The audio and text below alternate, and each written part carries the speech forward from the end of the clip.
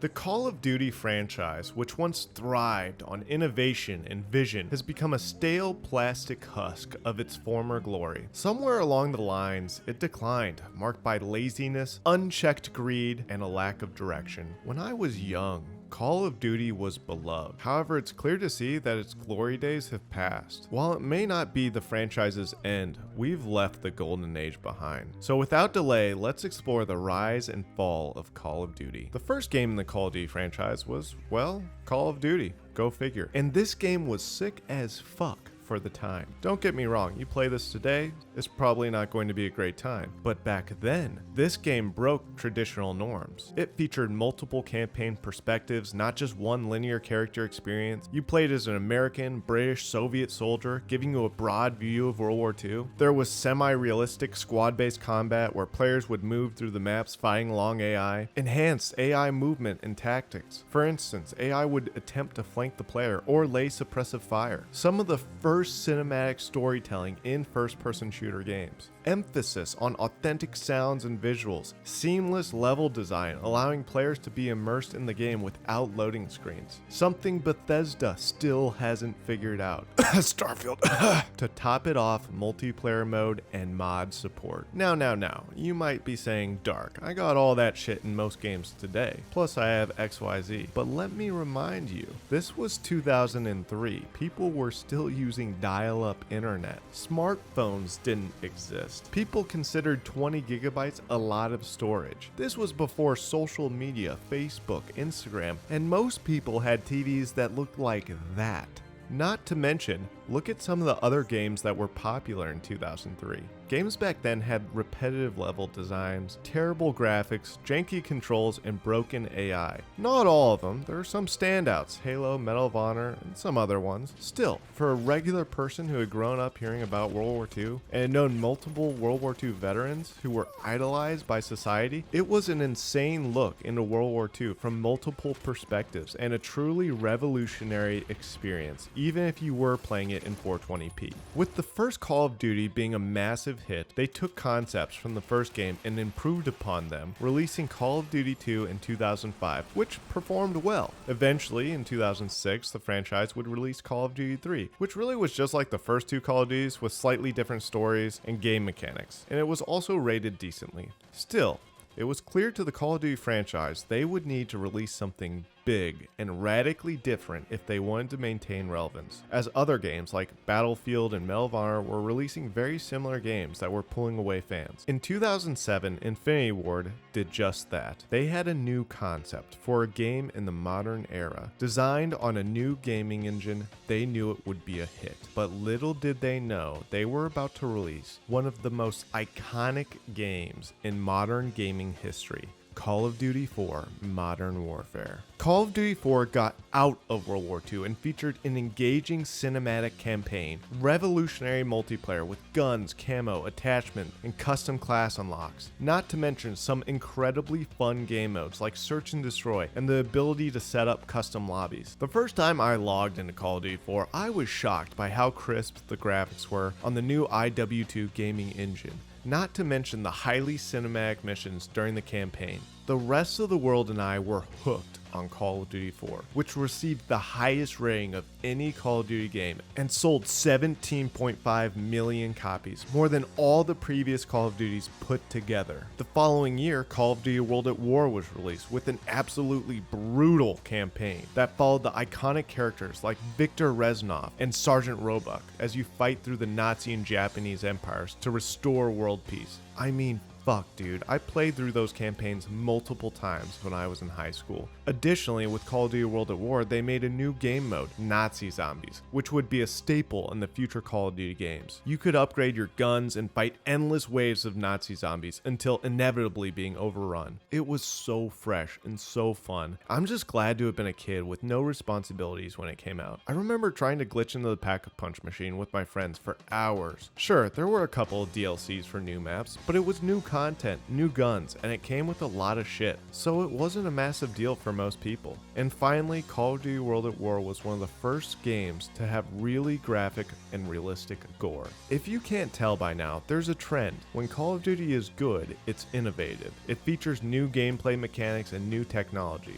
However, when it's lazy and stale, they're just re-releases of previous games with no technological advances. Okay, let's continue on. We're about to hit the peak. In the fall of 2009, the leaves were starting to turn yellow, and I had just sat through a full day of classes learning about algebra, American history, and English. I didn't give a fuck. I didn't focus for a singular second that day. It was November 10th, 2009, and I had one thing on my mind: Call of Duty Modern Warfare 2. My friends and I were going to the midnight release to be the first to get our hands on a copy of what would be one of the most iconic games in modern gaming history. I remember that night. It was magical. People were fucking hyped. The Red Bulls, the greasy hair, the Disturbed and Avenged Sevenfold t-shirts. Fuck, man. We'd all played Call of Duty 4, the first Modern Warfare, and knew this one would be fucking lit. And remember, this was a time when games were simpler. They were playable at release. Sure, there's a bug here and there. In rare cases, there would be a day one patch that took a few minutes to download, but not a massive 100 gigabyte patch that would take hours to download. When you got that bitch, you could pop it in and play it instantly.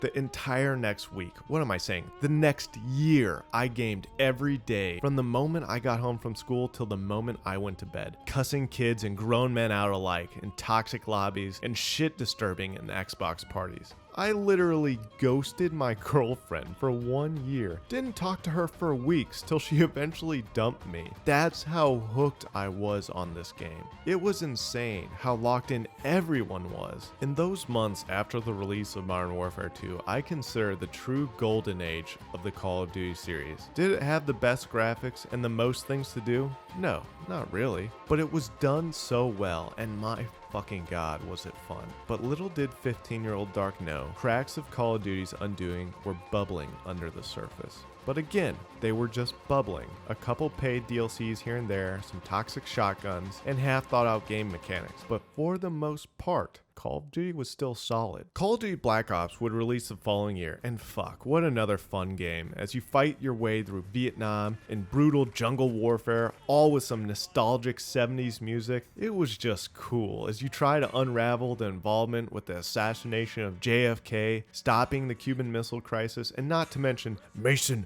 the numbers. From my memory though, Nazi Zombies wasn't as fun as World at War Nazi Zombies. The maps weren't as good, the weapons weren't as overpowered, they really put a focus on players having to move through the map, and there weren't any really great camping spots. I have no clue why they would have done that, because Nazi Zombies scales up in difficulty exponentially with each wave. Camping just becomes unviable in the higher rounds anyway, so to me, I don't think they were reading the player base well. Or maybe I'm alone on this, I don't know. Now, before we get into the decline of Call of Duty, I know what some people will comment. You got old, Dark. We got old. You just remember the good old times of your childhood. But no, I'm sorry. That's just not the case. For me at least. I have been a gamer my entire life, and I have found new games fun, even being a 28-year-old. I know, so old. Diablo 4 was fun as fuck on release. Obviously, they fucked it up because greed, but I digress. I found the 2019 Call of Duty very fun, and we will get to that. That all being said, the decline of Call of Duty can also be tracked in the sales and ratings of the game. People talk with their wallets, so this opinion has some statistical backing. Modern Warfare 3 overall was received well, however it didn't really change too much from Modern Warfare 2. Sure, you had new maps and a couple of new game modes like Kill Confirmed, and it tied off the campaign in Modern Warfare 2, and it had some pretty crazy set pieces. Still, in the end, it felt like a DLC for Modern Warfare 2. I put this in the decline of Call of Duty because it sold fewer copies than the previous game and got a lower rating. That's the thing. We see a decline. Things are getting stale. There's nothing new here, and although it ties off the campaign of Modern Warfare 2, the game didn't add anything new to the franchise. But with it being so close to Modern Warfare 2, which got an 8.8 just 2 years earlier, it's easy to see why it's still got a decent rating, because in the end, Modern Warfare 2 was a great game, and Modern Warfare 3 is a near carbon copy. Call of Duty Black Ops 2 was also received decently by gamers. However, the campaign was janky at times as it tried to integrate some real-time strategy features that didn't translate well at all. It also had multiple timelines, which could get confusing. The multiplayer was classic Call of Duty, and although some of the maps were shitty, it was still decently fun. Call of Duty Ghosts was the first Call of Duty to fall into shit. People hated this game. If you thought Call of Duty was getting repetitive by now, and you thought, oh hey, they're doing something different, you were left banging at the door to go back to repetitive but done right after playing this heap of a game. The problem with this game is they opened up the map and made it almost like Battlefield. However, they didn't change anything else about the game. Hence, you had a very quick-paced arcade-like shooter, but on massive maps with only 8 players, which is just a recipe for boredom. What was their lazy band-aid for this? Well, instead of changing the actual way the game works, physics, vehicles, lobby player counts, they made all the heavy weapons, DMRs, and assault rifles, which typically would have slow ADS and be clunky, have no movement penalties, making every SMG in the game absolutely useless. Oh, and the campaign was cringe as fuck. So here's what we're seeing at this point. We are seeing new stuff, yes, but it's done in a lazy, half-baked way. If you want to radically change your game, you can't do it in less than a year of design time. And if you do, this is the result. Next we have Call of Duty Titanfall. I'm sorry. Advanced Warfare. Joking aside, this one wasn't terrible, but it wasn't anything to write home about. Kevin Spacey was cool in the campaign, but to me, it didn't feel like a Call of Duty. It didn't itch what I looked for in a Call of Duty game. The multiplayer is already quick, so it takes some of the fun out when you dump acid on that with jumping and boosting everywhere. The shit is just autistic. This game also shoves loot crates down your throat, which was officially off-putting to see in Call of Duty. Call of Duty Black Ops 3 is up there with one of the most hated Call of Duties, with an incredibly confusing campaign and really shitty AI. Set in a dystopian future where warfare is centered around cyberkinetic enhancements. Oh yeah, and mind control, mixed with AI being merged with human consciousness. To top it off, let's throw in extraterrestrial elements with intentionally ambiguous narrative, leaving many of the elements of the game open to interpretation, and a non-linear storyline style, so that just in case the player had managed to make it through the campaign, they wouldn't be able to discern whether or not it was good, because the developers went ahead and made it a puzzle. Just here, have these shiny toys to play with, you're a robot now, Johnny. The multiplayer was hated. It had a super quick time to kill, the movement was crazy fast, so if you're a more casual gamer, not saying I am, but if you were getting your dick stomped round after round. Next we have Call of Duty Titan Snow? Dude, I have no fucking clue how this is even a Call of Duty. What an identity crisis. How the fuck did we go from Call of Duty 4 to this fucking dumpster of a game? Who thought it would be a good idea to climb on every fucking surface, peer-to-peer janky connections, no loading screens? I don't know, dude. Like, kudos to Call of Duty for wanting to make something different, but what if we just didn't make it Call of Duty? What if we just said it's Space Snow 1 or something? This isn't a Call of Duty, but this is where we get into the greed part. They're clearly cashing in off the name on this one. With Call of Duty World War II, I was excited when this came out, and overall, it wasn't bad. Honestly, the campaign starts out intense, but kind of becomes TLDR around the midway point. In multiplayer, they decided to take out all the Titanfall autistic gameplay, and it felt like the first real Call of Duty in years. That being said, it left a lot to be desired as the maps felt congested, and the loot crates actually enhanced player experience, placing this game into the pay-to-win category, which is just greedy. Okay, but maybe we're going in the right direction. Perhaps they learned their lesson. Fuck me. Never mind. Here we have a glitchy fucking Call of Duty, released with no campaign and a half-baked multiplayer. Need I say more? Full price game for multiplayer. Great. Do we even have to compare this to the first Black Ops? No. No, we fucking don't. Fuck this game. Fuck their hubris for thinking we would like it. Maybe they said, well, Black Ops 3 had a shit campaign and no one really liked it. Let's just not add one. It'll probably be fine. We made Battle Royale, so that works, right? But then we do have a change in pace with Modern Warfare. I'm not gonna lie, I liked this game a lot. It was fucking good. It took from the old Call of Duty Modern Warfares and built upon what they did right. It felt like Call of Duty again, and although they shoved battle passes and cosmetics down your throat and obviously had to put the best guns in the battle pass, forcing players to buy it, the game wasn't shit, and the multiplayer returned to its roots. And everyone could plainly see that. It also came with a new ground war mode, which actually found a way to implement massive battles in Call of Duty without it feeling terribly paced. Overall, not a bad Call of Duty, and me and my friends really enjoyed it. Also, the campaign went pretty hard and felt like an authentic Call of Duty campaign. Not as good or engaging as the original Modern Warfare campaigns. It didn't cross any ethical boundaries.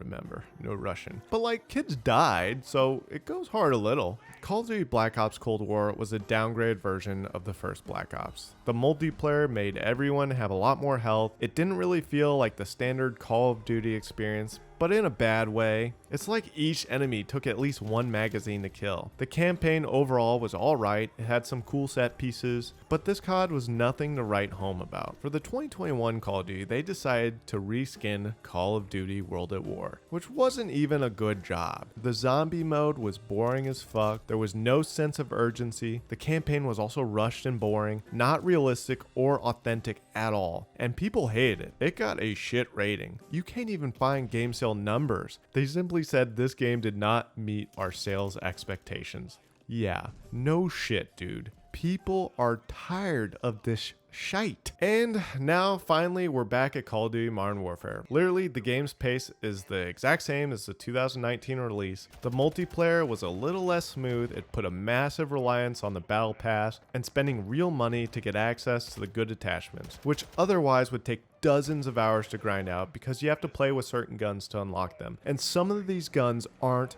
fucking fun to play. Finally, we have landed at Modern Warfare 3. They have already said they are launching the game with all the 2009 Modern Warfare maps. Look, I like Modern Warfare. We all did. It was the golden age. But it's more the same, guys. It's not worth $70. They're clearly cashing in on more nostalgia. They jacked the player health up to 150% from the last Call of Duty. Sick. I don't know, I'm not hopeful. It's just your yearly release. Nothing has changed, nothing's groundbreaking. We've done it all before. Okay, so we just went through 20 years of Call of Duty. And what did we find? We found that Call of Duty was fucking sick and had it dialed in 2007 to 2011. But as the years passed and we kept getting year after year of game releases, they didn't innovate. They tried in a half-hearted kind of way, but all those years they sold millions of copies. And the truth is, they did it not because they wanted you to have fun.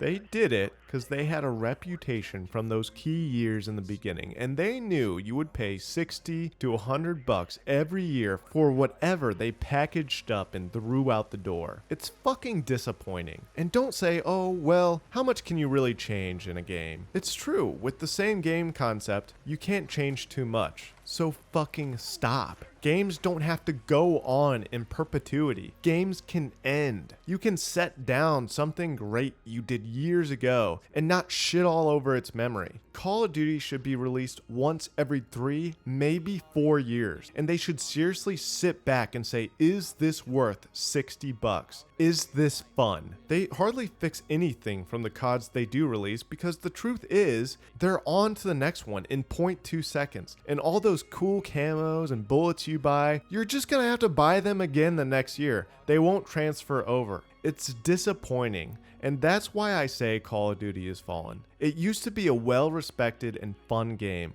but they ran out of shit to do, and now it's just a $70 update of whatever last year's game was that may or may not be good. And hey, let's throw some nostalgia and our brand around so people who made lifelong memories playing these games when they were kids will shell out cash to get a taste of them. They don't have to make these games with no fucking character development either. Just look at the hit show Invincible as an example of what I'm talking about here. The main character, Omni-Man, is essentially Superman. It's been done before. He has a picture-perfect life. It seems like he's an all-around good guy, but cracks start to show as you progress through the story. something feels off. His silence when talking to the other characters gives an ominous sense of mystery. Something's off. Things are too perfect. Then boom! By the end of the first episode, he's curb stomping the rest of the Avengers, making them his bitch, and you're left with so many questions and so much mystery. This is what we call exceptional fucking writing, and it's why characters can become an instant hit and have agency in a show. They are multi-layered. New Call of Duty characters are plastic carbon copies of other characters in different skins. The lines they say, the clothes they wear, the BS backstory you pick up through the campaign, if any, leaves much to be desired. Back in the old Call of Duties, you would get subtle hints. All the lines were convincing. You were left wide-eyed, bushy-tailed, trying to pick up the pieces of the character. Who is Captain Price? The musical scores, the set pieces, they were fucking sad. They tore at your heartstrings. The things you care about, brotherhood, your country, all the rest. Whereas nowadays, it's just a husk of what it used to be, and it's sad. I bought the new Call of Duty so I can review it, and my prediction, it'll just be another yearly release of Call of Duty. It won't be anything exceptional. We'll all play it a few hours and say, man, I remember how good the old ones were, but that's about it. Then we'll log off, never touch the game again, and think, man, that $70 would have been nicer on a pair of jeans or some shit. I'm not hopeful. So yeah, that's the Call of Duty franchise. They got lazy, they got greedy, and they'll do it indefinitely until people don't buy it. And I hope people don't eventually. Anyway, that's the video, guys. I'm going to go have a shot of whiskey because this shit is fucking depressing. And until the next one, take it easy.